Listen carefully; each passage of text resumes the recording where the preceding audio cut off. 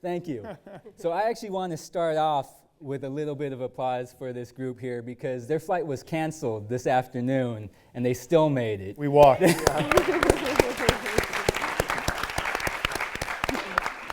Very worried for a moment there, but it all worked out. So if you want their Twitter handles, guys, these are all correct, right? Let's do some real-time fact checking. Yep. Okay? Yeah. Can you guys see those in the back or in the middle? Or you could go to my Twitter account, which is TAKALABTIME, and you'll find this. It should be the first in the timeline. The hashtag we're using is hashtag #NewhouseVid if you want to tweet. So I'm going to keep the intros pretty short, but I want to do something a little bit different than the standard strictly biographical, strictly chronological bio intro.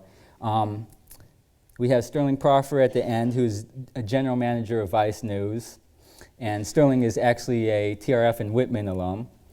So give him, yeah, you can go ahead and give him. Valerie Streit is the audience development strategist at YouTube, and we're going to delve deeper into your backgrounds in just a second here, but I just want to give everybody the basics. Chad Mumm is the vice president and creative director at Vox Media. All these are digital juggernauts. I'm sure you have heard of them before. I'm sure you use, read, view, listen to their media content. But I want you guys to start by giving an introduction of yourself in relation to how you've ridden the changes in media, because I think what's fascinating about your backgrounds and the reason I invited this panel is because you all are representative of transitions in the media industry today. So we'll start with Chad, and then we'll go back down to Sterling.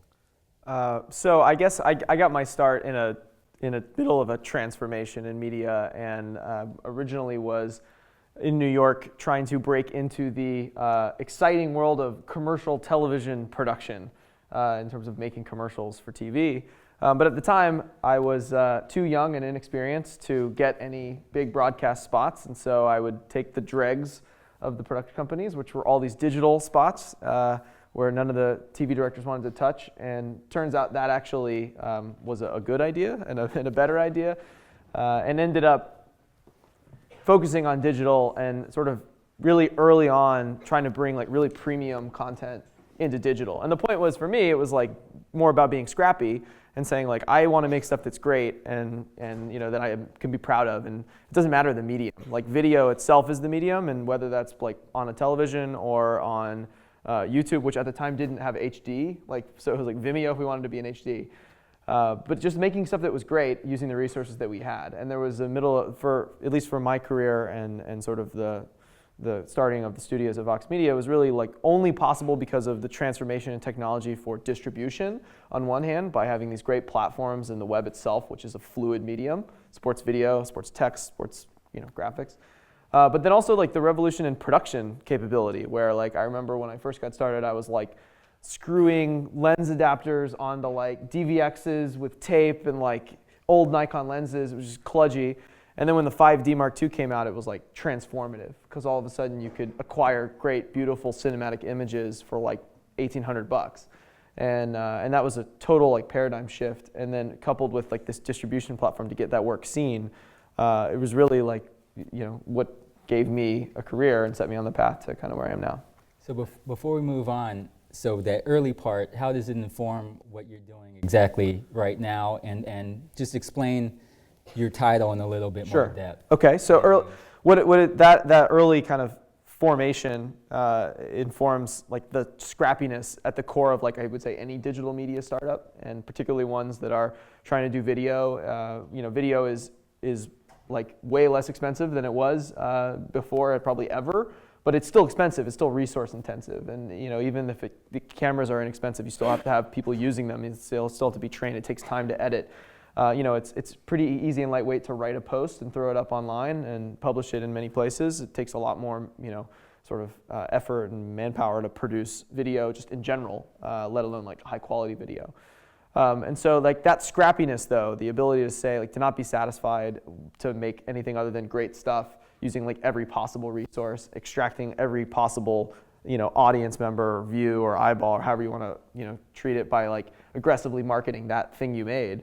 I think that has informed like what we do at Vox Media. And Vox is equally like focused on video as it is on text, and you may like read our sites, and we're part of my job is like turn readers into viewers and create that business for us. But in general, like that scrappiness is what informs it. And my role at Vox Media now is it's creative director, basically a suit. It sometimes feels like, but I oversee our creative groups, which includes our studio, our production studio, Vox Studios, and our creative agency, which is called Vox Creative. So I get to work with our editorial brands and also our advertising partners to help create content. And what's exciting is like the things that work, and Sterling and the team at Vice in general is like pioneers in this, is like creating content, whether it's with our editorial brands or actual advertisers. It's different than just making commercials now. Like real content is what's compelling to our viewers, and it's what is compelling to our advertisers.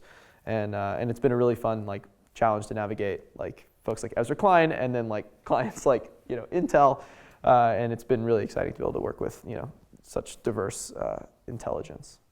Terrific. And Valerie, you had a background in broadcast journalism, a fairly traditional medium, and now you're working in the cutting edge realm of online digital video. So talk about that transition. I like to sort of harp on this theme of transition, because I think you can't overemphasize it when you're dealing with students today and people coming into the marketplace of 2014. Yeah, absolutely. I think I've had a very is this on? Stanley. I can. Is she getting pickup? I don't think. No. Okay. Maybe the cameras are, but can the people in the back hear Valerie? Okay, great. Okay. I was fortunate enough to have, I think, a front row seat in the transformation, I think, in newsrooms over the last 15 years or so. I started in broadcast coming out of college, working in local news as a line producer for local news, an independent affiliate. And I thought, wow, this is so great. I really wanted to work in television. I did that for several years and got pretty disillusioned, I think, because I started to see, the potential of reaching audiences in a different way with the digital revolution at the time. What was it, though? What was the moment that... Well, I'll just say, like, I decided to quit a very well-paying job in the stability of that, working in San Francisco after I think the first tech bust. And I went to NYU, went to grad school, and decided to learn new media at a time when, I don't know, you guys are probably now too young to know about Friendster. That's when the Friendster was the main social site at the time. And this was a time, I think, when Twitter was being launched, Facebook was just still in colleges. So I was experiencing sort of this new, I think this, not just digital online, but also this kind of like social revolution and what that meant for journalism at the time. And so I was really inspired. I think a lot of my work that has happened since grad school was really the result of taking that break and getting that much needed respite between looking at it a traditional way, which was a bit disillusioning, like coming out of college at that point. And then coming into it feeling like the slate was clean, and suddenly like the hierarchy changed in the newsroom, and I had I didn't have a lot of experience, but suddenly I was empowered to be a producer. I was empowered to be a journalist and shoot my own videos, edit my own videos, be a photographer, and learn by doing. And I think that was really what that experience was what shaped at least my editorial background. But I've always been excited about this idea of breaking the fourth wall and reaching audiences, and being able to connect with audiences and understand like they're not just some I think that the assumption with broadcast previously was just like, oh, the audience is not very intelligent, we're just going to talk down to the audience. I never believed that. I always thought that we're not the lowest common denominator, and we have the potential to elevate the conversation. So it really came at it from that perspective. And then that's when I was at CNN, I got into social media, starting all of their social media properties, suddenly becoming like they're training everyone from the broadcast side to the digital side, and then being just very focused on this idea of building and engaging audiences, which brought me to YouTube, and that's essentially what I do now. I work with news organizations like Vice and others, digital upstarts and traditional media, just on their video strategy and how they reach and engage their audience. And is there a difference in dealing with traditional media companies versus digitally native media companies that you see now? Yeah, I will say out of fairness though, it's changed a bit in the last year. When I first started doing what I do at YouTube 3 years ago, it was, a bit like, I was kind of hitting myself in the, like, putting my head against the wall, trying to talk to some of the traditional folks and get them excited about what the potential, at least the potential of reaching audience and shifting their perspective a bit. But in the last year, I think there's been a lot more enthusiasm and a lot more entrepreneurial spirit coming from, at least the editorial teams are more excited about experimenting in the traditional spaces now than they were before. I think that they've probably always wanted to do it, but like maybe they had their hands tied for the last few years. So Sterling and I know each other from last spring break when I got to hang out at Vice, and here's the image that struck me. I walk into the Brooklyn headquarters, we grab a coffee, some of my students were with me, and then Sterling, after that coffee break, we walk through these warehouses that are just filled with empty desks that you said you were going to fill with people, with video editors, with employees. I'm guessing you've done that at this point, but it was a striking image to see. We're moving all again. these jobs. So go ahead and talk about your background, because you were actually headed in a pretty traditional direction too, at least from the talks I've had with Dubin, and then the CAA experience, which you moved away from.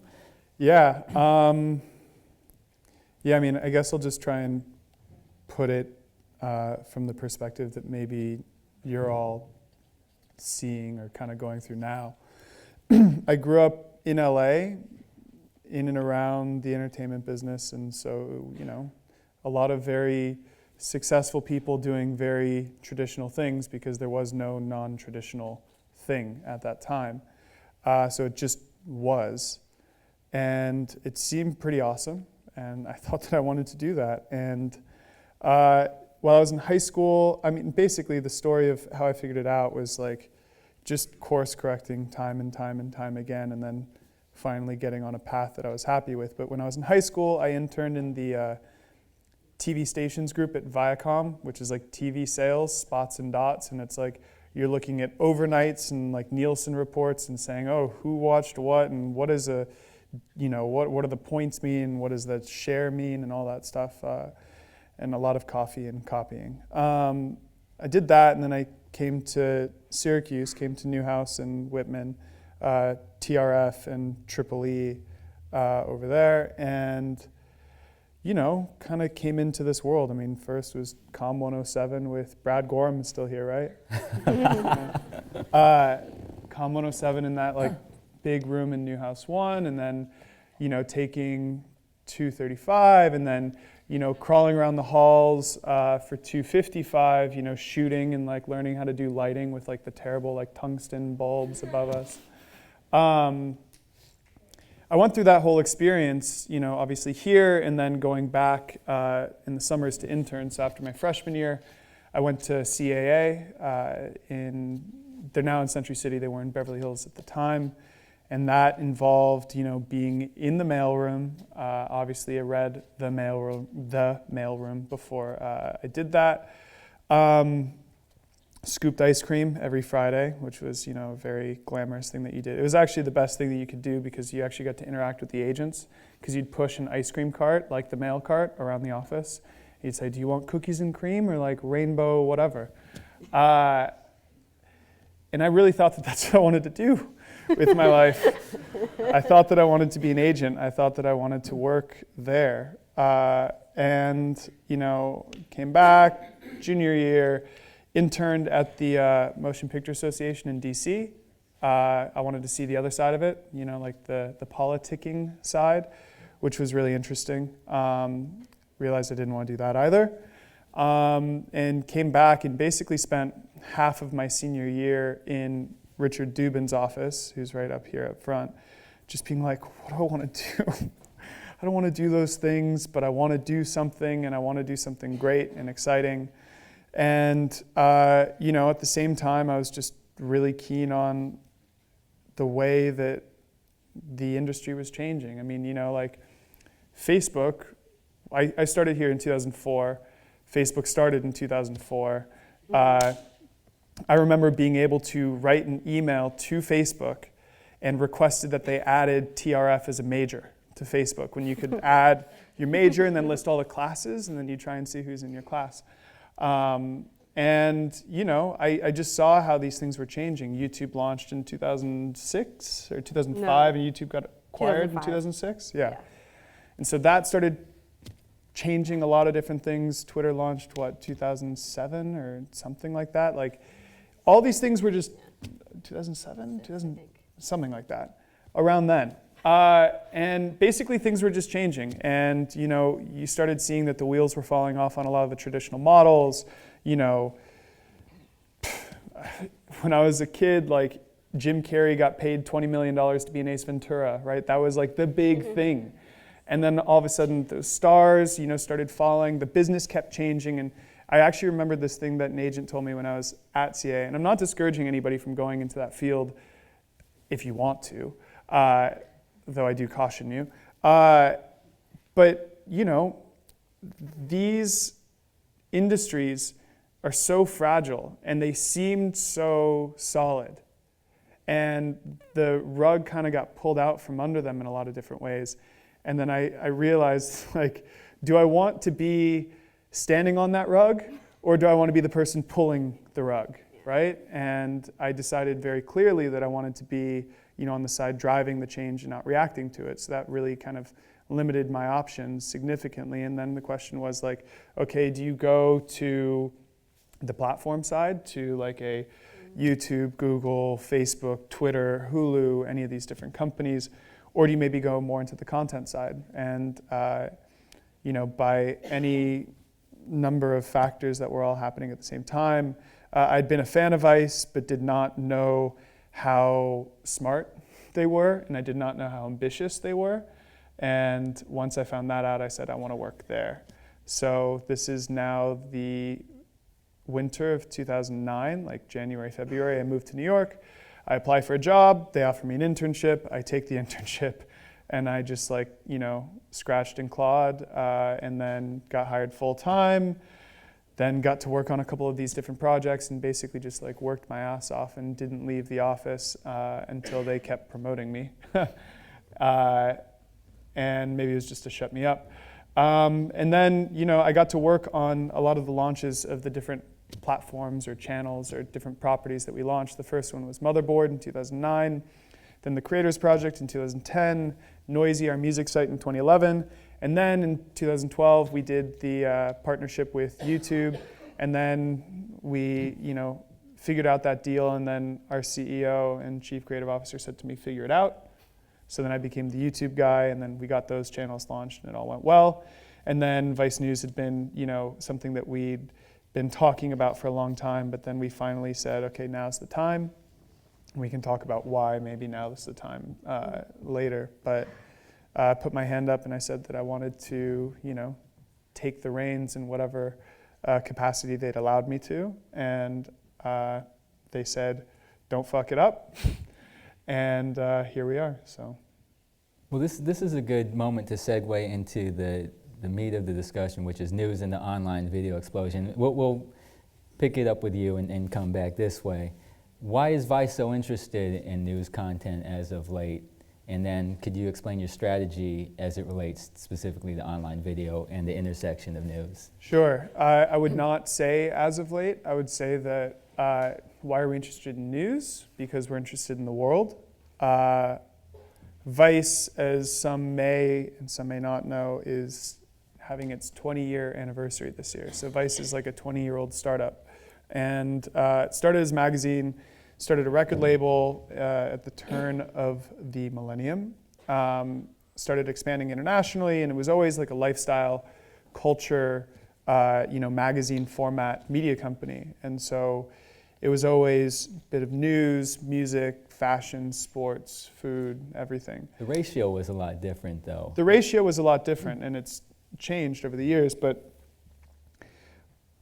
a bunch of things happened. One, to what Chad was saying, is just basically the first revolution for Vice was the explosion in desktop publishing, right? And then the second revolution was in video production and distribution. And Spike Jonze, the filmmaker, is our creative director, and he's been friends with the guys forever. And he basically said, so you guys shoot your articles, right? Like, what do you do with all that footage? And they're like, oh, we're just sitting on it. We're just, we're going to figure it out. We're going to figure it out. Spike left, and then Shane and Eddie said to each other, it's like, we need to go buy some cameras right now. And then around that time, YouTube existed, online video had started, and we basically just very publicly went to video production school, and we learned how to shoot, cut, edit. We started with one host, one editor, and built it out from there. And as we did more and more, what's funny is the thing that the audience kept loving most, the thing that the audience kept coming back to, and the thing that we became known for in a lot of ways, was what people called news. For us, it was just like human interest stories. Like the first piece that we launched VBS with, which was the original like IPTV video site, was a piece called Heavy Metal in Baghdad, which was meant to be like a 15-minute short about a heavy metal band in Baghdad during the end of the war when McCain was parading around the green zone saying everything was safe. And here's a young group of 20-something guys that play heavy metal music, and unlike maybe some of the people who play heavy metal music in the States, they had their practice space bombed out by a Scud missile. So we were telling a story about people, just about culture and about things that were very relatable, but in a way that made the seemingly unrelatable very personal. And that was just a storytelling style that Vice took over the years that kept sort of getting defined pretty consistently in like a news category. And as we launched Motherboard, technology, noisy, music, we launched Vice Sports, Munchies as our food channel. We just knew that there was a certain time for us to give the news content that we were making its own home. And so, in March of this year, we launched Vice News. Valerie, if you could explain your strategy and your piece of the online video explosion in your role, but also at YouTube in general. Oh, my role at YouTube? No, but I'm just talking about it. I'm trying to remember the question. It was news, specifically news. Why news specifically is... news. Okay, yeah. Well, I think what we've seen, a significant volume of news queries make up what we see on Google, on YouTube, and that surprises people. But news is actually, Google being a search engine, YouTube is actually the second largest search engine in the world behind Google. So of course we know that that's going to be a main source of what people are looking for. And it just, also from a live perspective, like live news is among I think top verticals for watch time on the platform. So live news drives a significant amount of watch time. So you don't really think about going to YouTube for news per se, but it's akin to really going to Google. Like if you're going to search any topic, you're going to likely find something. Like today, for example, the Parliament shooting. So much of the user-generated content was being published to YouTube, and there were all these clips of people that were, uploading from their mobile phone directly from the scene, as well as like the Globe and Mail had a really, compelling piece of video that they published right away as well on YouTube. So, it really is a place to discover content, and it's there. We don't always do a great job surfacing it, but it's becoming a much bigger focus for us, of course.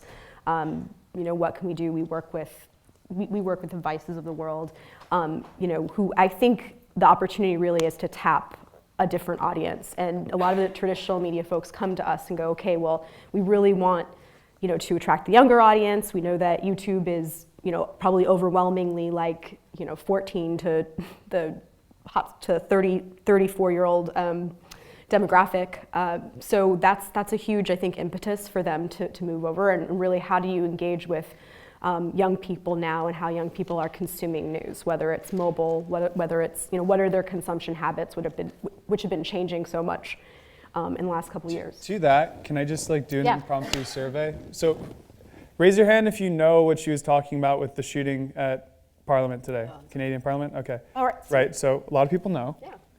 Who found out about it from TV? Raise your hand. Yeah. Who found out about it from Facebook? Raise your hand. Who found out about it from Twitter? Yeah. That's See, that's there you exactly go. what I would have guessed. Yeah. YouTube? No, just Yeah, no. I was gonna say, yeah, no, like, well, and then I guess the remaining amount would be who found out from a friend. Who has a friend? What are friends anyway? So I'm curious, as it relates to serious news or even investigative news, is the perception of YouTube lagging behind the reality of these searches that you're talking about? Because when I polled some of my classes who are in the demo, I was surprised because there were a few that said they are using the platform as of now for serious journalism, but then I spoke with one of your colleagues, Priscilla Lau, in LA, and she sent me this terrific list of very hard-hitting, I could send this to anybody who's interested. It's a great list of Priscilla's so thorough. I love really it. serious journalistic work on the platform, using the platform in a social way and all the social tools built into it. Yeah. So this impressed me, and I sent this along to my multimedia storytelling classes. But pick up on that point and issue. There are media companies using it for serious work, but is there still the stigma of the cat videos, of the pranks, of the other material that sometimes crowds out the serious work? Yeah, that's a great question. Because YouTube is sort of everything to everyone, and literally 80% of people watching YouTube are actually from outside the US. And we just actually revised this figure. We used to have 100 hours of video uploaded every single minute. So today, I just read, and this is public now, it's 300. It just got boosted to 300 hours of video uploaded per minute on YouTube. It used to be 60. Yeah, I remember when it was 60, then it went to 100, and then now it's it's 300. It's just, That's insane. yeah. Which, given the amount of content, it's everything. It's really hard with all that content, news and serious topics. You don't think about it, it gets drowned out, and certainly entertainment and music are probably among the most popular verticals on the platform. However, people are surprised when I say, did you know that Frontline is putting stuff on there? Did you know that the Center for Investigative Journalism won its first news video on YouTube a couple days ago, an Emmy, or a couple years ago, an Emmy, and then the Texas Tribune won for live streaming the filibuster that happened a couple of years ago, and that was streamed on YouTube. So a lot of this stuff is happening on YouTube. It's just, I think because YouTube is, it really is like the Google of video. It's everything. It's everything. So we're not really positioning ourselves as strictly a news platform in maybe the way that I think Twitter has come to be more news publisher centric. And at this point, YouTube doesn't want to be defined as strictly a news platform. It wants to be everything. So. It wants to isn't. be, Yeah, right? it's just. It's just it's a distribute. It wants to. We're really about. It's scale, and we just want to be the best distribution platform we can be globally. And really accessible for the user. Also transportable. Like our player is now. It's embeddable. So whether that translates across the web or to mobile devices, that's really what we want people to be empowered to find and to also easily reach their audiences, and more importantly, the users to be able to access that content across the web. Great. So I'm laying the groundwork right now, and we're going to throw it to questions from the audience fairly soon via Twitter or you guys raising your hand. But if, Chad, you could explain your piece of this. So, we actually got into news officially, general news at Vox Media, 5 months ago with the launch of Vox.com. But our news chops go back to the very beginning of the company, and actually my involvement even previously, which was working with the team who ended up founding The Verge. Previously, they were at a website called Engadget. And there's been a number of transformative media moments, and we talked about a couple of them on stage. But one of them, that Sterling alluded to, the rise of desktop publishing, Engadget profited from in terms of mindshare because of a disruption. And for them, it was all about news. And what put Engadget on the map, and again, the soul of that team became the soul of Vox Media when they started The Verge and sort of transformed us from a sports company. If you're familiar with Vox Media, we published 7 sites. I think they're listed up there. Yeah. Yep. It started out as SB Nation, but when The Verge came on and we started The Verge, it really became a media company in a different way. And it was a very journalistic-oriented company. But anyway, back to Engadget.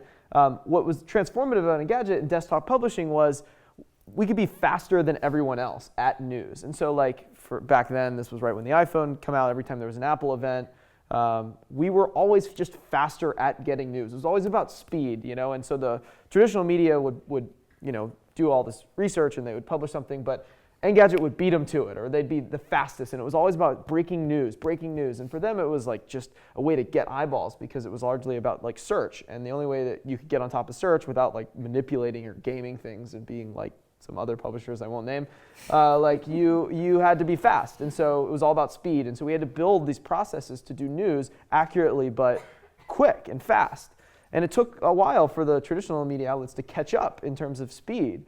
And that sort of, at the very beginning, like even our technology site, The Verge, when it was doing something as trivial as like a phone launch, was practicing journalism in a way that was extremely accurate, extremely well sourced, and extremely fast, and like breaking the system by doing it, by like hacking everything they had to like get it up. They, you know, we actually sort of previously would talk about our companies like media hackers in the sense that like we employ digital natives and people who are used to publishing without like having to, you know, start their way at a newspaper and work their way up. Like they would just write a blog, or they would start a YouTube channel, or they would start a Twitter feed, and that's how they would find an audience themselves, by just doing. And so the soul of our company is that, and we have a product team that builds technology to enable it. So anyway, so establishing that like news became sort of the like linchpin of like what defined a Vox Media brand, and as we expanded into gaming with Polygon, and then you know acquired a like-minded company which brought us Eater, Racked, and Curbed, you know we had this core of like journalistic push for news, and that applies as much as video as it did in you know the written word, by like largely journalistically driving you know what we were doing in video. But then we had these long conversations, because it sounds like the same conversations over at Vice. Like we're a company that wants to be a media company, and you can't really be a media company without doing news, and it's what people talk about. It's the most relevant topics to the whole world, and so we didn't want to do news without like a point of view, and I think it's interesting. You know, Sterling and I were talking at LaGuardia this morning about like Vice News and Vox.com are like really uniquely like non-competitive in many ways, but also like completely terrifying to like incumbents in many ways, because we're just doing things different. And Vox's point of view on the news was to explain it and to take this tone of like making what our editor-in-chief is a guy named Ezra Klein says, like the vegetables of news, the things that like you don't want to care about, like make those things interesting, package them in a way that's interesting, make them compelling, make things easy to understand. And there's a whole history of like, you know, he tells a quick, and this is a short anecdote, I promise, but like at the Washington Post, where he was before, he edited the world's like foremost healthcare reporter in digital, a woman named Sarah Cliff. Over her time, the life of Obamacare, she probably wrote 10,000 articles.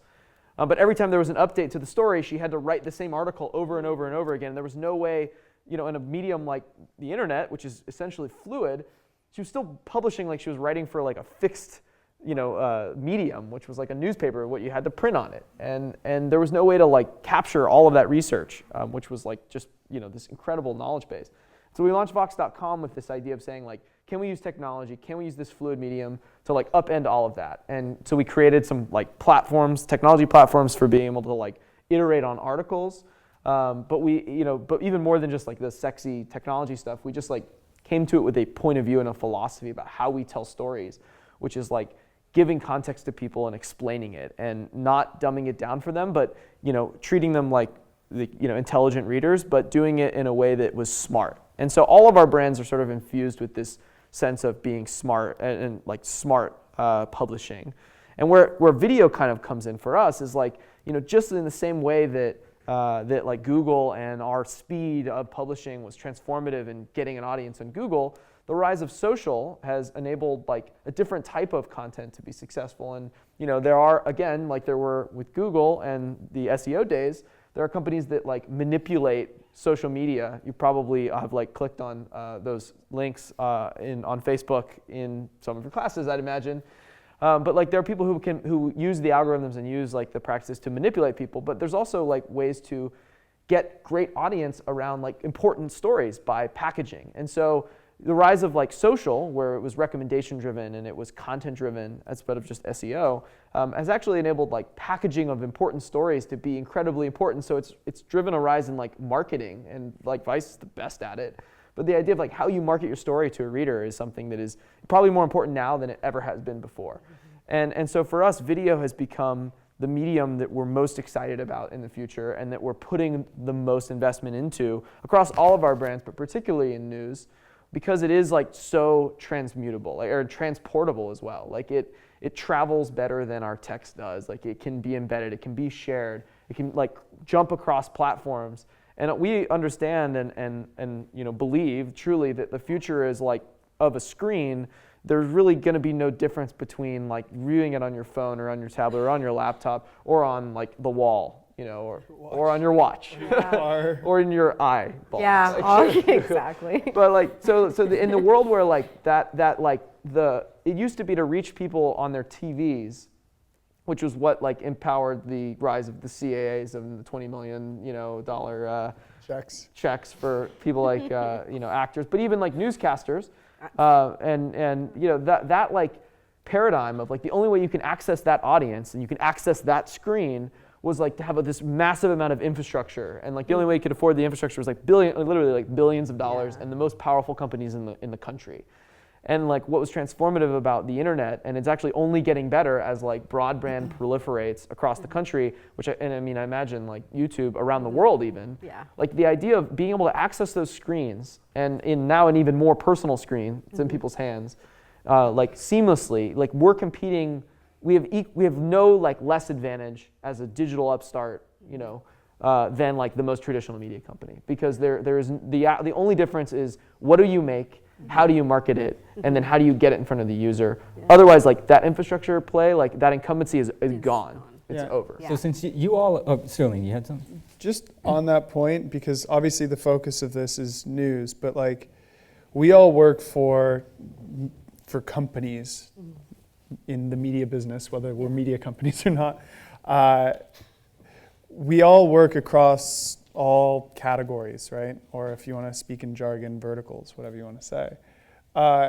Fact of the matter is that everything that Chad just said and everything that I think that we're talking about applies equally to every category, because these lessons on packaging, distribution, timing, partnerships, optimization, blah, blah, blah, blah, blah, like our chief creative officer, Eddie, likes to call it platform fever, which is a pretty apt description.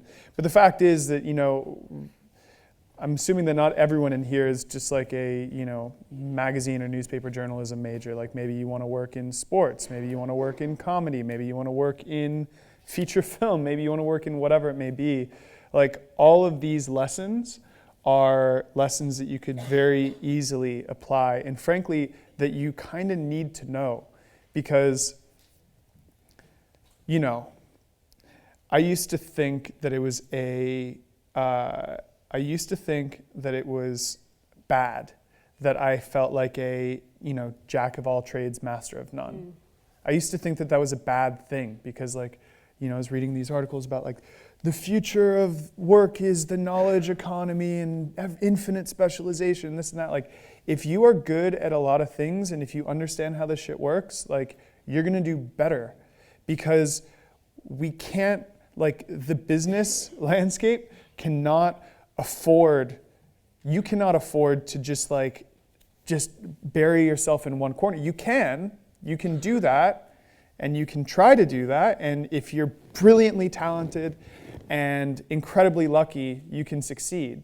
But like you will increase your chances for success the more you become like at least conversationally fluent in how all this stuff works.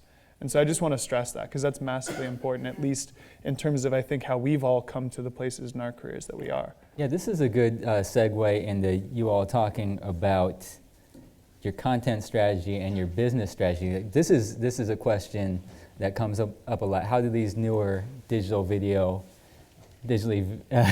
focused companies make money? So I'm going to get to that, and how does specifically online video make money?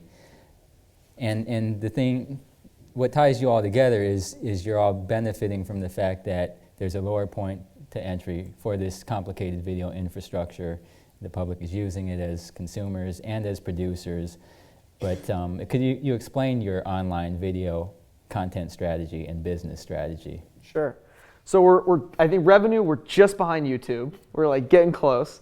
Was it like, what was it, $10 billion this year? Okay. They don't release the numbers. So content strategy for us, we have 7 verticals. We publish across all of them, and that could be like food, sports, technology, news. And so the content strategy is like unique to all of them. Like it is different for Eater than it is for Vox.com. But in general, it levels back to the same thing that we were just talking about, was like, how do you create compelling content?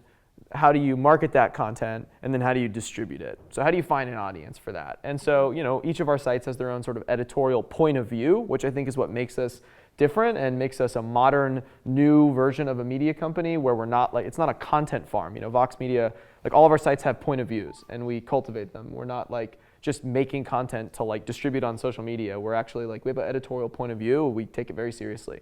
And our video strategy like reflects that. In terms of our like really practically, like we want to tell stories. We want to explain the world. We want to, create smart content for smart audiences that are young and digitally native. And we want to be the next generation of, these mediums where like as they got more mass, they got more, dumbed down. And we think that like you can be in front of millions of people, and we are, and make compelling like high quality content, and it can look beautiful. It can feel like the best of broadcast, or in terms of creativity, it could push the boundaries, but it could also be compelling and smart, and it can treat audiences like they are not idiots, and in general, for the most part. And then business model, we are a for-profit enterprise, and so we are compelled to make money. And for us, video has been incredibly lucrative as a business model, for the same exact reasons, and the fact that like just like it's important for us to reach audiences through video, our like the biggest advertisers in the world also realize that. They hire smart people as well, and they want to reach our audience, and they want to reach people in video, and they want to reach people on YouTube. And they want to be able to say like, hey, your point of view, Vox Media, whether it's Eater or Verge or whomever, you're good at like making content that speaks to an audience that we are interested in like talking to or advertising to, and will you help us make that content for them? And so sometimes that takes, like we have an ad agency within our company, as does Vice, that creates content with advertisers to speak to our audience, and we're incredibly transparent about like when we make advertising, and we don't try and fake people out. One thing that I have to say in a room full of journalism students is like the idea of church and state. It gets like tossed around a lot. It's a favorite of every editor. In general, like, me personally now, not speaking for the company, but like church and state, if you're all familiar, that's the concept of like a wall between advertising and editorial. The idea that like if the advertising had any say over the editorial, like it would compromise journalism, which is true. But in reality, like what it is it's an economic agreement but for the company's benefit, in the sense that like if we misled readers and we lost the trust of our audience, like we wouldn't have a business to sell ads on anyway. Like we wouldn't have a business at all. And so it's actually like in our best interest to preserve that separation and to honor that relationship, because like our readers' trust equals their eyeballs and their attention and their mind share and their influence. And without that, if we compromise that, we don't have anything. But what it also means, we can make some really cool shit and like get our audience to like it. And if an advertiser like created it or is a part of it or part of the production, they get to take like credit for it as well. And like it's been a really compelling business model for us. And so we do custom advertising for people. We have an ad agency. We make commercials on the internet, essentially. We make content for brands. We also like sell sponsorships of our content for advertisers. And it's been a great business. That's our business model in general. 100% ad supported. We're not going to charge for content in the future. That's like not the thing. We want to create great media and have advertisers help us make it. Great.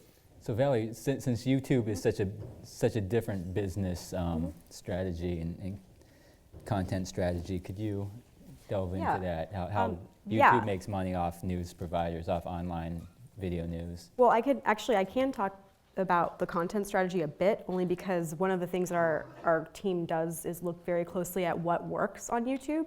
And we are really closely looking at the data and trying to generate insights that are useful for our creators of all verticals, news included.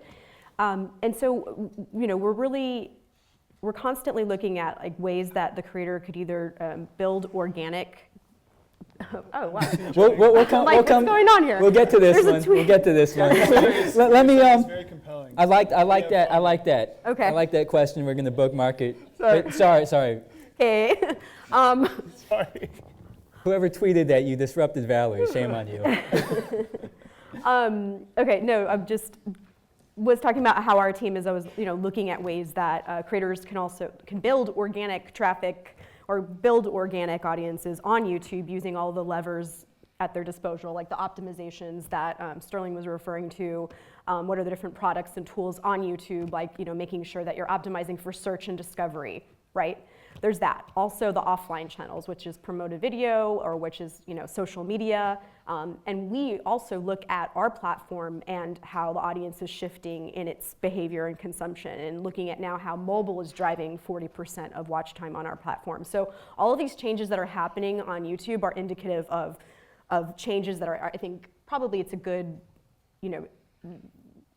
gauge to see the changes happening broadly among publishers. So when we see that the tide is turning, it's likely turning across the board. And then as far as the business, I mean, we of course we have a revenue share agreement. That's not that's public. But we don't we see that from creator's point of view. We encourage them to seek all of the revenue streams that they would. I mean, I think now that you're a publisher these days, you think of distribution quite differently than you did before. It's not centralized, it's decentralized, and you have to pursue all the different revenue streams at your disposal, licensing and merchandising. So yeah, I mean, and that's just coming from the YouTube side, and I think just because we do get some flack about like, oh, you can't sustain a business on YouTube, and our answer to that is you shouldn't. I mean, it's part of your larger business and your larger strategy, and you should be thinking more holistically. And then the counterpoint I've also heard is that YouTube is the social media platform that at least has a revenue split. Twitter doesn't have a revenue split. Yeah. Facebook doesn't have a revenue split, and people are uploading content to those platforms as well. So, Sterling. Yeah, I mean, I think those are both good points. I mean, Valerie's right in the sense that, you need to be thinking about your content strategy. Your content strategy is inextricably tied to your business strategy. That, I think, is point one. Point two is, as a result, as you think about all these different distribution points where you can share the work that you do, you should be thinking about, how to get the most out of each one in the smartest way possible. And that's everything from growing your audience to, growing revenue, if that is in fact your goal in distributing to those platforms.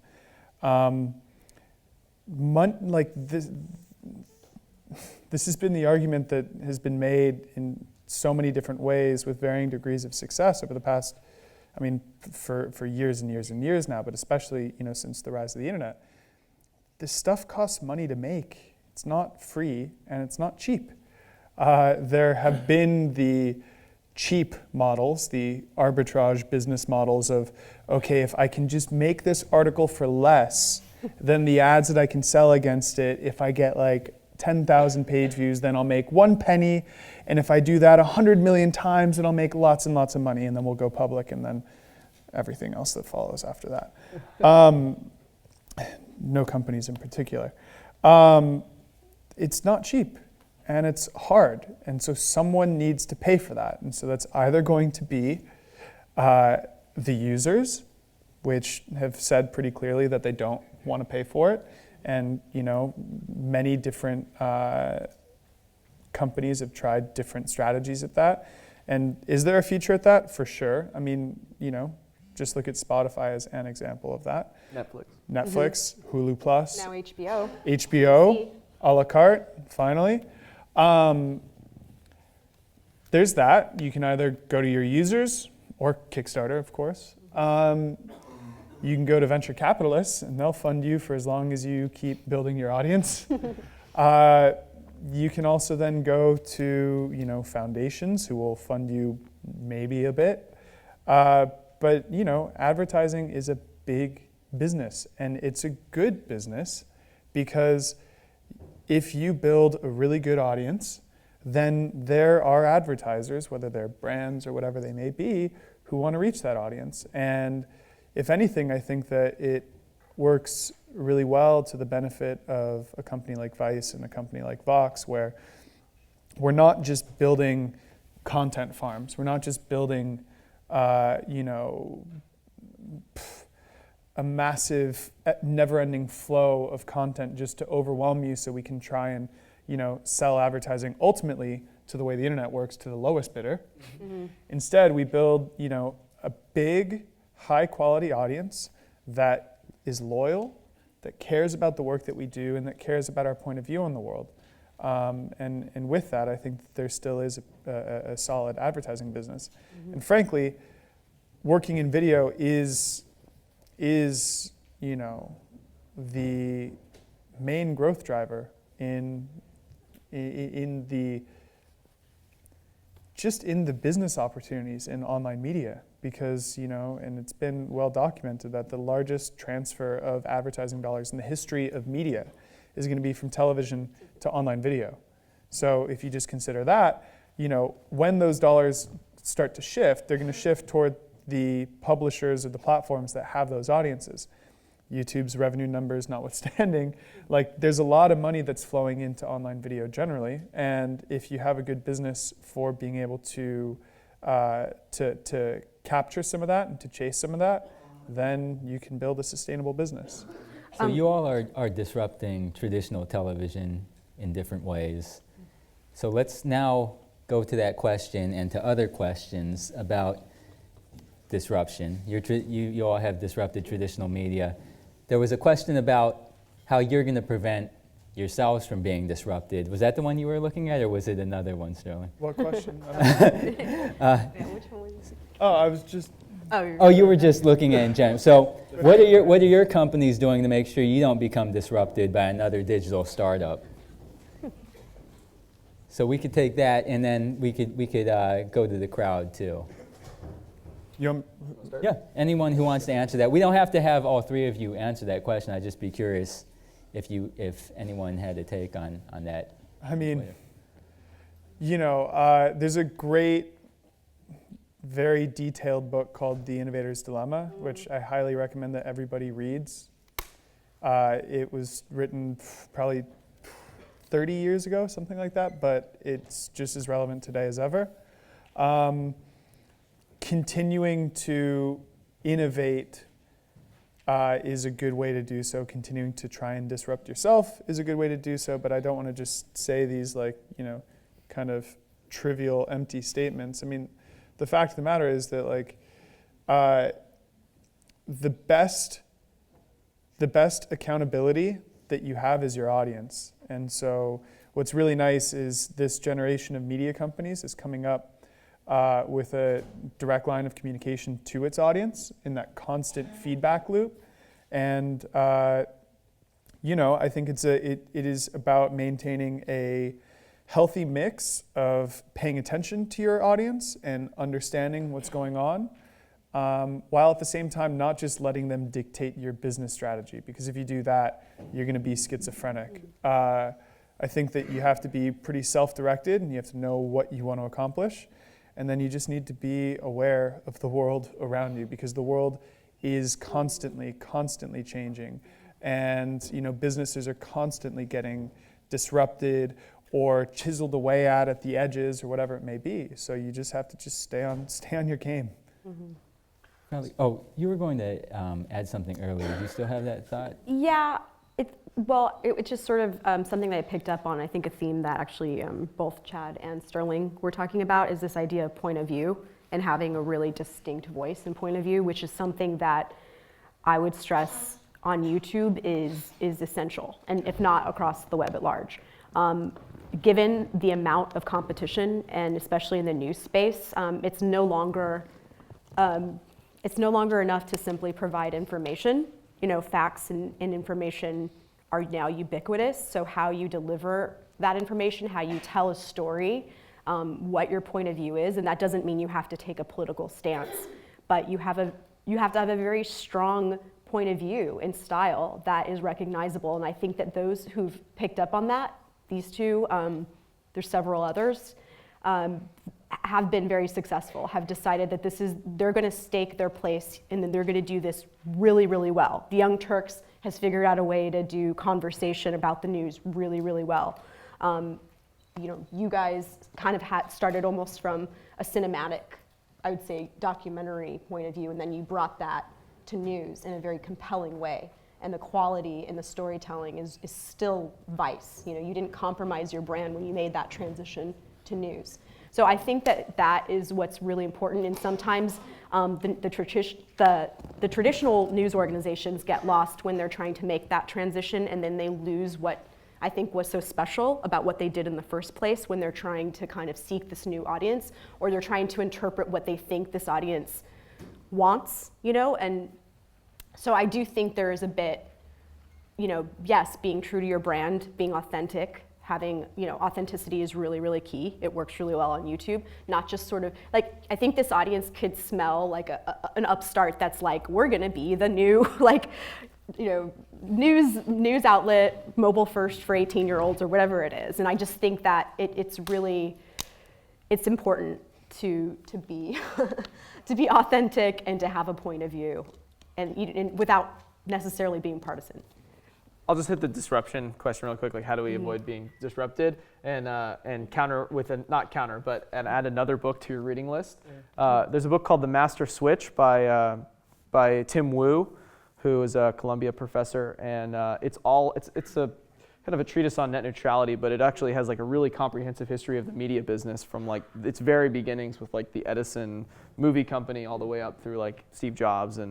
And what's fascinating about it is it's how cyclical it is. It actually reads like a novel, it's really compelling because there's just big money and influence in media and has been forever in its whole existence. And so it's a really compelling read, but what it does illustrate is how cyclical the business is. And what it typically does is people create a medium, they tend to get vertically integrated, they control a lot of stuff, and then they get disrupted by someone else with a new medium. And this has happened from the golden age of Hollywood to the rise of radio, and then the disruption of just broadcast TV, color TV, cable, Ted Turner, all the way on until the people sitting here, frankly, in some ways. And so I think for us, these are macro trends that take place over decades. So how do you avoid it? You have to be vigilant. And the media companies they've big traditional media, it's still a powerful, strong business, and they're not gonna go away anytime soon. And partly because they have such a great stranglehold on their audience in some ways. But for us, at least, we invest a lot in technology and people who can create technology to be able to, do our best to anticipate the next thing and to be able to iterate and take our content and put it wherever our audience is and wherever they're going to be. And we have a tech team that works at Vox Media. We have developers and people who do coding who work on platforms for our company, and they are we will do tens of thousands of Git code commissions, Git code commits a year, which is crazy for a media company, and it's always in service of how do we create a better user experience? And I think if you look at the history of disruption in media, it's always because there's been a better user experience that's come around, and that's been the history. We are always kind of iterating on our user experience to make it better, and I'm sure YouTube would say the same. I'm sure Vice is exactly the same. Just a quick follow-on on that, we are here at a university. There's a big library over there. I mean, thinking about understanding history, especially in the media business, which is in some ways one of the first businesses that ever existed, but in a way has also just only really changed. I mean, obviously you've all taken the classes, you all know the story of mass communication, but like just read more about it, just learn more about it, because like so many of these things are so cyclical. Like you can identify so many patterns. It's so, like another book, Douglas Rushkoff, professor at NYU. He was my professor. Was he? Yeah. Oh yeah. Mm-hmm. He wrote a book called Present Shock, Present Shock, right? Is a fantastic book, which is basically just a book about fear of missing out in a lot of ways. Yeah. But there's such a tendency to want to just always know what's happening next and what are the big trends of 2015 and what's this and what's that, and like you can pontificate on that all day, every day. If you spend some time and read about like the history of Hollywood or the history of the newspaper business, like I'm reading Ben Bradley's, rest in peace, autobiography, just started it. And, he was the editor at the Washington Post during the Watergate scandal. There are a lot of really incredible people who have had a lot of really incredible experiences and are really, really, really smart. And they've written great things. Like, I don't know if you still have to read Neil Gabler's book before like freshman year. I don't remember what that one was, but he wrote this incredible book about the history of Hollywood. Like, there's so much good thinking out there that's already been committed. It's already been done. You don't have to figure it out. Like, there's really good stuff. So just learn about it. And I feel like, there are all these aphorisms and cute quotes and quips about like, you have to know where you've been to know where you're going or whatever. But like, just read a lot because it's all there. Let's go to the audience. So I saw Sophie first, and then we can go to Tom. This is mostly for Valerie, but have you heard of this startup called Aid? I'm sorry? Have you heard of this startup called Aid? They're in beta phase right now, or VRA. So they basically give all control to content creators, and their sister company holds the largest amount of advertising revenue in the world. And so they're kind of transforming the way YouTube making now. They're giving total control to creators. So this is I'm sorry? Does this scare you, this transformation? I probably can't comment because I think I need to know a little bit more about the company before I can really comment. Sorry, Nabi. What's it called? Yeah, what is it? It's called Aid. They're in beta phase. How do you spell it? Yeah. It's the number 8. Oh, 8. Eighth? We are 8, yeah. We are Okay. 8. weare8.com. Looks like a Google Labs, like. I know. Like, Probably is a Google. are you Probably sure that's Google not did something Google? itself. I know. We do that sometimes. Tom. So this is directed at Chad, but maybe you two have something within your own companies that you think you could expand upon. But so one of Vox's main differentiators is Chorus, and I was recently reading that there's rumors about making Chorus open to the public, and I'm curious how that would add value to the bottom line for your company if you're just giving your competitors something that you hold. That's a good question. That's a great question. Part of the idea of like creating technology is that it's validated by users, and it can only get better by like feedback that maybe we didn't think about. I think the vision behind like opening up of Chorus is, we actually think, there's a business case for it in the sense that if we can bring people like YouTube onto our platform, and we have the best platform for doing storytelling on the web, we can create opportunities again for our advertisers and for the content creators to profit from that, and a similar model to YouTube. I don't think that's like the driving force behind the vision. What we really have is like a really powerful technology tool, and we've only ever been able to use it internally, and it's actually like been a great like moat for our editors actually in some ways, because even as a recruitment tool, like part of the reason, if you read there's a bunch of coverage of when Ezra Klein came to Vox Media to join the company and start Vox.com. It was, the technology tools just enabled him and his team to do the things they've always wanted to do. Like, they had this grand vision for how publishing should be and how it should look, and they came to Vox and saw that it had already been built, and we had it, and all they had to do was just like come over and like put their spin on it. And so like it's been very powerful to have these tools, and if you have to think about it this way, like, you're a professional, and imagine you're like at the top of your game. You're Ezra Klein, or think about it even if you're like a professional in different different realm or a different industry, like you want to use the best tools. Say you're the best like heart surgeon in the world, you want to use the best technology. You want to use the best tools to apply your craft. And at Vox, like we've spent a lot of our like best thinking on creating the best tools to apply the craft of like creating content in digital forms. And so like it's been really powerful recruiting, and we think that like opening that up would actually help us with like build the platform, take it to the next level, and like create an environment for people to make great things. And you know, we think obviously down the road, like there may be a great like creator type advertising play to go along with that and give us greater reach for that types of content. But the idea of is really how do we like give this tool to the world and enable people to make great stuff, take that content in our platform, move the audiences around, and really like rise all boats essentially. I'm going to pick a question from Twitter that may have some real practical applications. So someone is asking, and we already addressed how you sort of focus or you develop an audience through really sharply focused content or niche content or a point of view. This person is asking how you market that to stick out.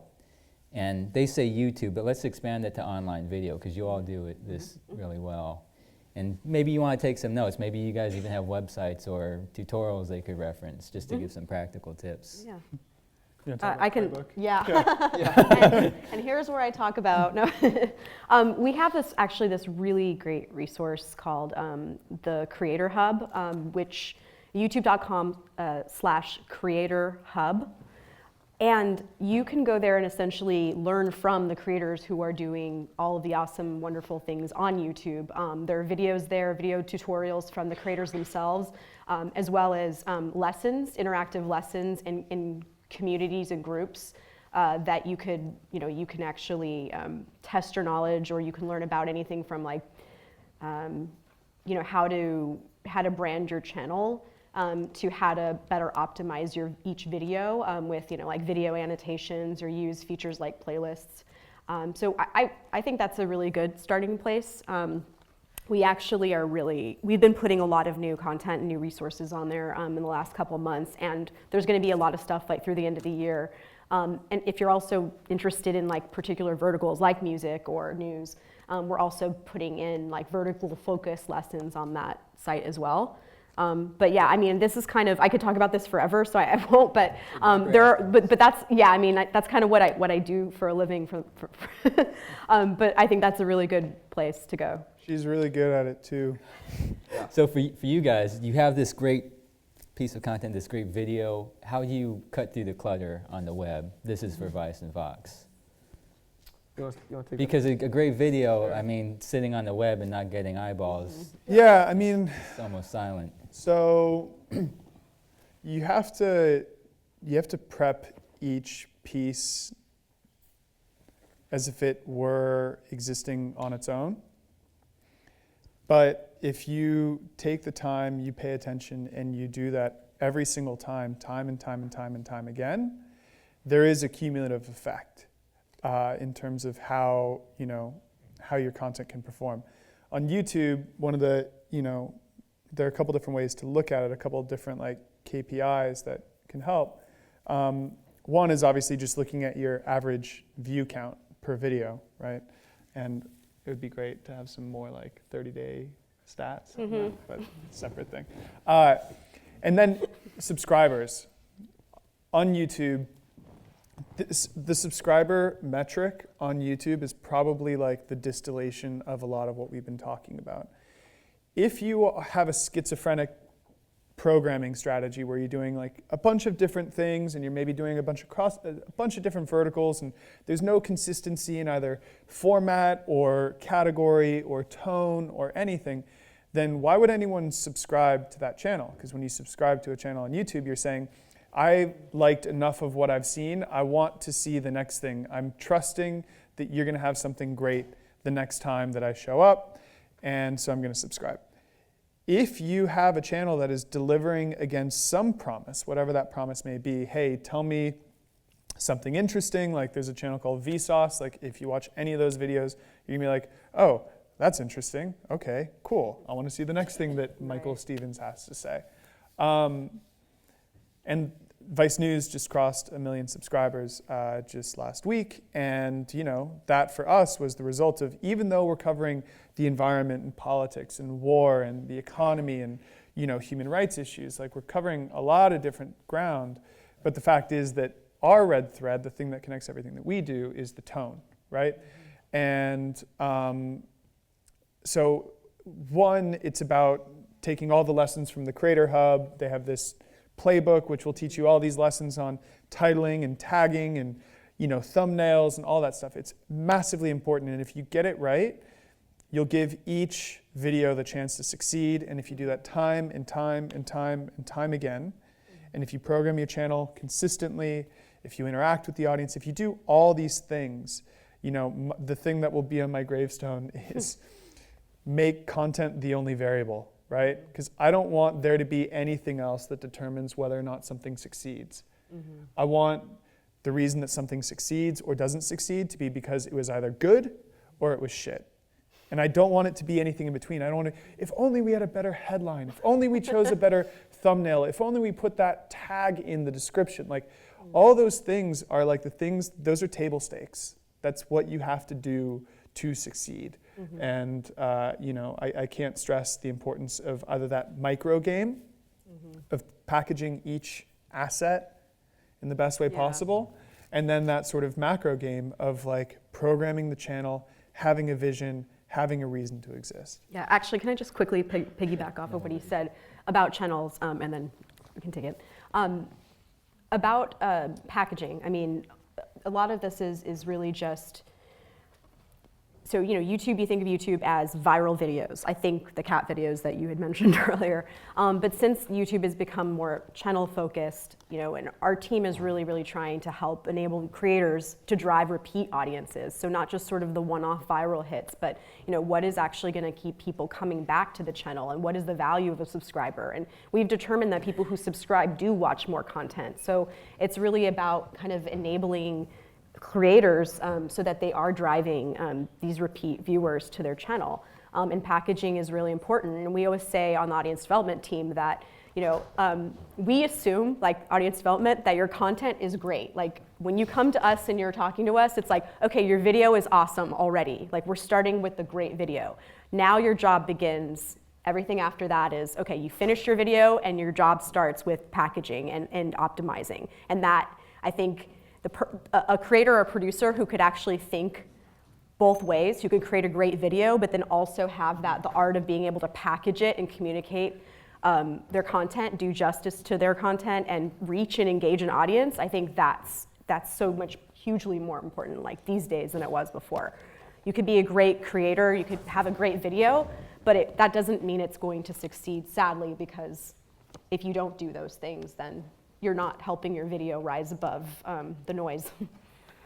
So I would just add that, to have a media business, a media success story, essentially, throughout history, again, going back to the past, you've had three things. You've had great content, you've had marketing, and you've had distribution. And those were three things that you equally invested in as a media company, sort of across the board. Again, it doesn't matter if you're selling magazines or programming cable channel or trying to do feature films.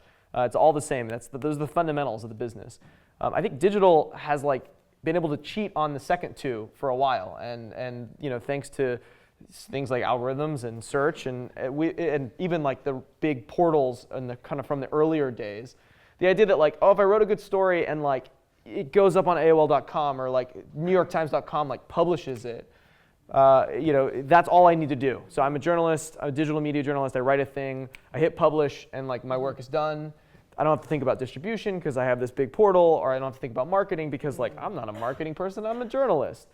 Right. And I think if you follow the news, there was a massive innovation report at the New York Times that looked very kind of honestly at its practices and found it lacking in that sense. And I think it comes back to that focus and sort of how digital got spoiled by only being able to really think about the first one, and then the internet, the pipes will figure out the next two. But these days, in the landscape of Snapchat and the landscape that has Pinterest and Twitter and Facebook and YouTube and all of these platforms and owned platforms like Vox.com and Vice News, and you have to think about all of those every single time, and you have to think about the next one as soon as it becomes a viable option. Like, both of our companies are on Snapchat and publishing on Snapchat right now.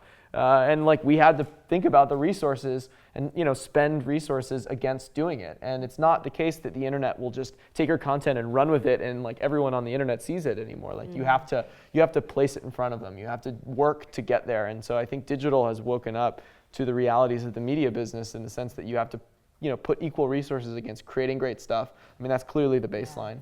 But it's now equally important to market it and distribute it. And if you don't have those things lined up, you can't have a successful media story in general, and you can't have a business, and you can't reach the audience you're trying to reach.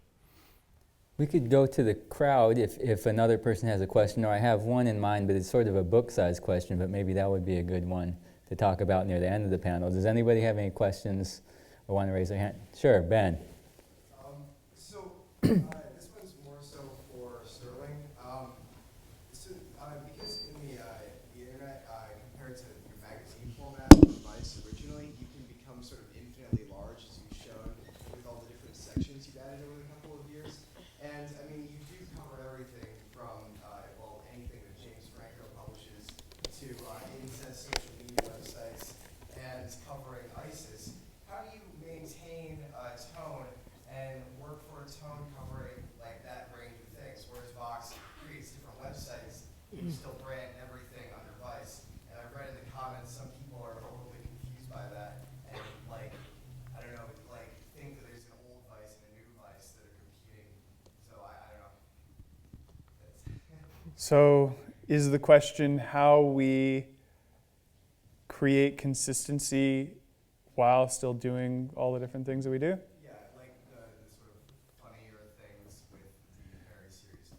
Sure. I mean, well, there is Vice, the brand, right? Vice.com. And then there are all the individual channels, right? Noisy, which is focused on music, Munchies, focused on food. And some of the channel names have Vice in the name, right? Vice Sports is our sports site. Vice News is our news site.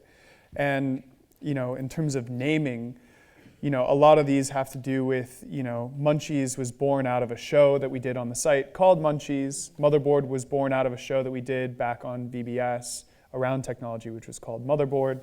And news, was so kind of core, as Chad alluded to, and as Corey alluded to the Vice brand that, how could we launch a news channel and not call it Vice News, right? Vice is, that's the brand that started, the company, the brand that is the company. And Vice.com is evolving to become a bit of a portal to the family of channels that we have. And so Vice.com is an entertainment channel, right? It is a general interest youth media, channel. And so on Vice.com, you're going to find a little bit of everything, just like in the magazine for the past 20 years since it was a newsprint monthly, you'd find a bit of everything. And we're a big company now, and there are dedicated editorial teams on each of the channels that are dedicated video production teams on each of the channels. And Vice.com will surface kind of the best of across the network, and it will obviously produce its own original work. I think that what you will find that will be consistent across everything is that there's always a very immersive, first person, on the ground, inside the heart of the story approach. And what we're doing is kind of taking the viewer, the reader, the audience, the user on that path with us. And I think that you'll find that's fairly consistent across every single thing that we do, regardless of content category and frankly, regardless of media type, across articles, across photos, and especially across video. I hope that answers your question. Yes, on the side. with the mic, the person, yes, Hi. has a mic now. So this might be geared towards Valerie more than anybody, but I'm wondering, as like an audience strategist and working with YouTube, like this may have been answered already, but are the subscribers, or like me subscribing to a channel, how important is that to you when, I feel like YouTube already knows so much about what I like based off of, different genres or, like types of videos. I feel like it's already, I remember a couple years ago when the whole Google YouTube thing sort of merged, because originally YouTube to me was just, all right, I want to see a video, let me look it up. There was no me signing into my username automatically or, it being like my Gmail's linked up automatically, like all these things that I'm cool with. It makes it very seamless, but at the same time, I feel like there's so much data that's already been analyzed on your back end. Mm-hmm. How important is it that I actually subscribe to something? Like, is that more like a generating business sort of thing for YouTube to become even more popular than it already is, which I don't know if is possible, or is it like, what I'm wondering is how important are the subscriptions and me actually subscribing rather than just actively, going to YouTube all the time, looking at highlight films or rap freestyles or whatever. Well, so I would think of the subscribe as like a follow or a like. If I'm following someone on Twitter, I want to make sure, like, I'm sealing that interaction with that creator, and I'm telling the platform that this is a creator, this is the type of content I like, recommend these types of videos to me and other videos that other people who watch that channel and other channel might want. So it's just one of the signals. I think it's I can answer this question from a user perspective as well as a creator one. I mean, the value for a creator is obvious. We've seen the correlation between subscribing and more watch time. So we know that subscribers watch more. So that's kind of the obvious value to a creator. For a user, I think it's just, YouTube did evolve as a search engine. I mean, I think the days when it was acquired by Google, it became primarily, you would search for a video, you'd find it. That was sort of the pathway or the user behavior that was probably the most common. Then we started, we have the recommendation algorithms where, the suggested videos surface all over the website, and there's a variety of different signals for that, but primarily watch time. So we used to kind of weigh views as the strongest signal before. And then it wasn't until like a little over 2.5 years ago that we transitioned and we started rewarding content for watch time. So if a video, really essentially like quality control. So like if a particular video drives longer sessions, then that tells us this is a high quality video, this is one that we want to rank higher. So some of these, I think, platform changes have informed the way that, we want people to come on and watch more content, whereas before you could search for one video, you watched your cat video, and then there really wasn't a great way after you watched that video to find something else that you wanted to watch. So it's just us shifting our focus to how do we become a platform where somebody could actively find something they're looking for, but then also easily discover something else that they want to watch and be better at that, be better at serving that content. I hope that answers your question. Subscribers is just one mechanism of doing that, but we are investing, the same amount of resources as improving our recommendation results for you, so that you don't have to do a lot of legwork. Since it's 7, that's great. Mm-hmm. I'm just going to wrap things up with one more question, and I'd like each of you to answer.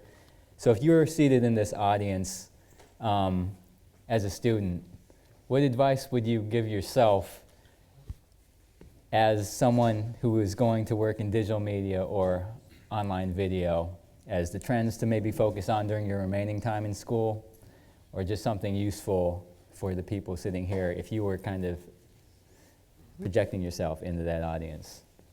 So, the disruption that we talked about earlier about like how a company like Vice or Vox can reach people and through screens, and how we have the equal, basically the same exact like platform distribution as like the biggest incumbents in the world. Like it's all kind of equalized. Like that, it's just as equal for you. It's just as equal for people sitting here. Like you could produce a piece of content that reaches 100 million people.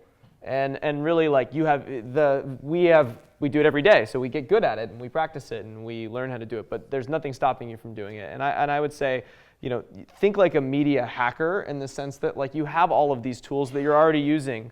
If you're sitting here, you're probably on Facebook, you're probably on Twitter, or you're at least familiar with them. You probably watch YouTube videos, and these are all the tools to reach audiences. And so, I would say, think about how you can, when you make things, think about the holistic approach from the beginning of, like, what you're making to, like, why you're making it, to how you're gonna get it out to people, and to, like, what platforms you want to use for it. So I would say, like, think like a media hacker, and don't be afraid to be a jack of all trades and a master of none. And what you have to be good at is, like, speaking to an audience, basically. And, like, that can mean anything. Your audience could be your friends, it could be the people who follow you on Snapchat, it could be anything. And so, like, if you have a point of view and you have your platforms, like, think about how you can disrupt and think about how you can, like I said, think like a hacker. Yeah. Really quickly, this jack of all trades idea came up twice. So is this something that you think is mentality that's more prevalent in digital media versus traditional media? I mean, yeah, like, I don't know. It is, but now it has to be both. Right. Traditional, they're changing. They're hiring different types of people who are thinking that way. Yeah, it used to be you'd have to go to school, you'd be like a video journalist, and Yeah. like you'd have to be able to make anything that would ever get in front of anybody, thanks to the giant infrastructure to distribute that. You'd have to, like, pay your dues and work your way up, and then 10 years later you're, like, in a newsroom, you started as a PA, and eventually finally, like, they let you, like, cut To a do that, a yeah. spot But these and to put it up. the disruptions though are happening in the traditional media organizations for sure. I mean, they're, like, even look at what CNN's doing. Yep. Yep. Yeah, but in in the case now, like, when Valerie started, she was saying, like, her first piece, we were talking about this before, Oh, like, yeah. finally, actually, it was someone in the audience, Oh, actually, yeah. the subject of Mark. one of her first ever piece. But, like, to even, like, get that in front of an audience, like, she had to go through all these hoops and work her way up and build it. And she could have reached an audience now just without that, and by just publishing, by just making something and putting it out there. And that's, like, a really, really different than it's ever been. And, like, literally, like, you'd have to walk into, like, a town square and yell, like, in previous iterations to get that type of, like, audience. Yeah. And now you can just publish on the web and use these digital platforms to reach people and not have to work your way up. I mean, clearly, like, there's experience to be gained, but and there's value in learning and going step by step. But the impossibility of getting and reaching an audience is just gone at this point. I just to second that, I would just say, yes, you should learn at least a little bit about a lot of different things, because even if you don't have to do all those things, you're going to have to speak to the people that do all those other things. And, like, a big part about business and, like, getting things done is not just being able to, like, do good work, but it's being able to communicate your ideas to the other people that you need to work with to make sure that you're all successful. And, I mean, like, all three of us have to do this on a daily basis. We're speaking to people who, like, are the equivalent of, every person that's an IST major, right, over there, like, who speak in binary, right? Like, that's their language, and we're speaking in, like, media theory and this and that, and, like, oh, well, what type of cut are you using? Like, these are different languages, and you need to become conversationally fluent in all these different languages so you can be effective at your job, whatever your role is. Obviously, if you're going to go do something on your own, you need to be able to do everything, because you're going to be you're going to be your development person, you're going to be your production person, you're going to be your post-production person, you're going to be your packaging person, your marketing person, your distribution person, and maybe even your salesperson. Like, you have to, and even if you're not going to go start your own YouTube channel with you and a friend or this or that, like, you should know a little bit of that, because if you're going to go into a startup, you're going to have a lean organization where everybody's going to have to do 10 jobs. And the more you're able to help be that bridge or that glue between those different people, I think the more successful you will be able to be, and frankly, the more successful you'll be able to make everyone else. Terrific. So have you all covered? One more piece of advice. If Valerie was a student sitting in this audience. I obviously second both of those points. And then also I just say, I think you guys are really lucky to be coming out right now, because at a time when I came into media, like, I don't know, it was really hard to earn your stripes, and you really couldn't do anything just because you were deemed as young and inexperienced. Now I think your perspective is valued so much more in these places because you can come in with a totally, new, different perspective and come in there with some authority, actually, which is a whole lot better than when I started, I think, because I think that, you guys can really be the pioneers and the catalyst of change in a lot of these places. So I would just say come in and be ready to experiment. Don't feel like you have to, I think, fit in or blend in or, kind of go with the status quo there. But I think come in with that spirit of disruption and willing to experiment.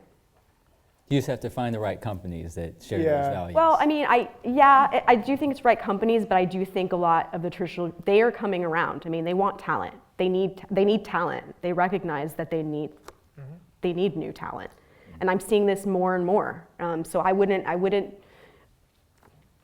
put that aside just because the company is an established media company. I think that these changes are going to be happening, and there's going to be a lot of opportunity in all these spaces. Terrific. So Valerie's encouraging you all to be pioneers. This is a fine group of pioneers we have up here too, so let's give them a hand. So Let's clap for ourselves. there may be a couple moments where you could come down and not mob them, but come up politely and ask individual questions you may not have gotten off on Twitter or during the back and forth. Thank you. That was great. Thank you. Yeah, no, great job moderating. You should read back through Twitter later on and see a lot of the other. I'd love to see. Yeah. I'll go back. Yeah, of course. At Vox Media.